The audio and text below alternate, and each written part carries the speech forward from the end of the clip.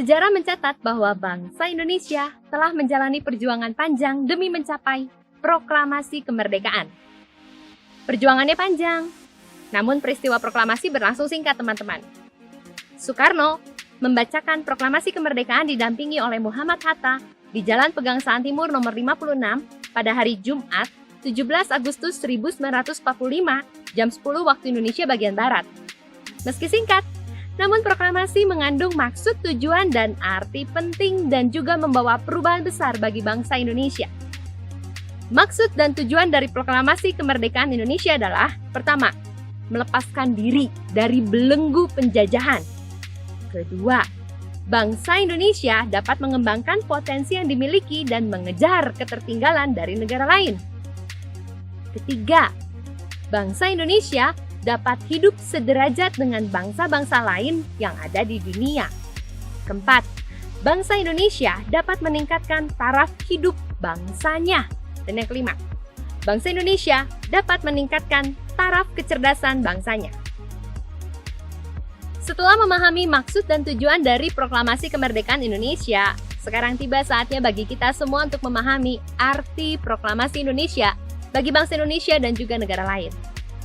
Arti proklamasi kemerdekaan Indonesia bagi negara lain adalah: pertama, negara lain menyadari bahwa bangsa Indonesia adalah negara yang merdeka dan berdaulat.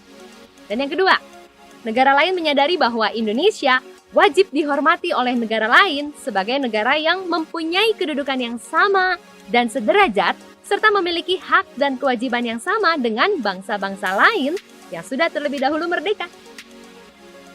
Arti proklamasi kemerdekaan Indonesia bagi bangsa Indonesia adalah: 1. Memberi dorongan dan rangsangan bahwa sejak proklamasi kemerdekaan, maka bangsa Indonesia memiliki kedudukan yang sama dan sederajat dengan bangsa lain dalam pergaulan dunia.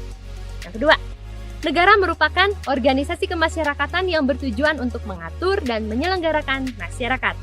Yang ketiga, sejak proklamasi, maka bangsa Indonesia telah mengambil sikap untuk menentukan nasibnya sendiri dalam segala aspek kehidupan.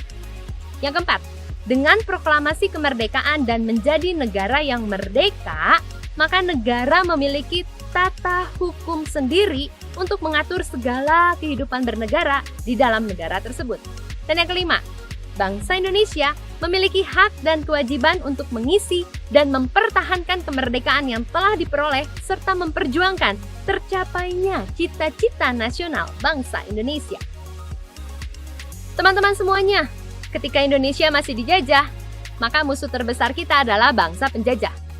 Apapun perbedaan yang ada di dalam bangsa Indonesia pada waktu itu tidak menjadi penghalang bagi terjadinya persatuan demi menghadapi musuh bersama.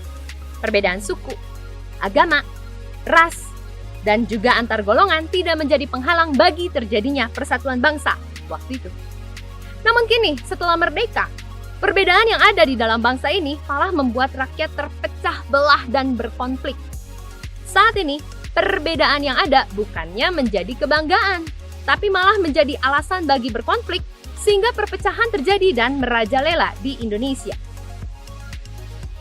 Insinyur Soekarno berkata, "Perjuanganku lebih mudah karena melawan penjajah, namun perjuangan kalian akan lebih sulit karena melawan bangsa sendiri."